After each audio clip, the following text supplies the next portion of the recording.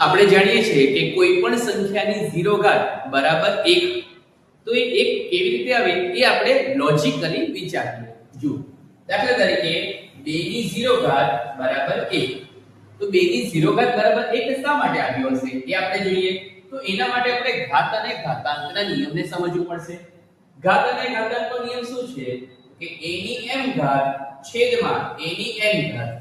કે અગર જો આધાર સરખા છે અને ભાગાકારમાં હોય તો ઘાતની શું થાય બાદબાકી થાય a ની m ઓછા n ઘાત હવે આપણે જોઈએ દાખલા તરીકે 2 ની 3 ઘાત છેદમાં 2 ની 3 ઘાત 2 ની 3 ઘાત એટલે જવાબ 8 2 ની 3 ઘાત જવાબ 8 8 ભાગ્યા 8 1 આ જ વસ્તુ હવે આપણે ઘાત અને ઘાતાંકના નિયમ મુજબ સમજીએ તો 2 ની 3 ઘાત છેદમાં 2 ની 3 ઘાત આધાર સરખા છે અને ભાગાકારમાં છે એટલે ઘાતની શું થાય બાદબાકી થાય 3 ઓછા 3 3 ઓછા 3 એટલે 2 ની કેટલી ઘાત 0 ઘાત જુઓ ડાબી બાજુ સરખી છે તો ડાબી બાજુ બરાબર જમણી બાજુ આના બરાબર 2 ની 0 ઘાત અને આના બરાબર 1 માટે 2 ની 0 ઘાત બરાબર જવાબ કેટલો કહેવાય 1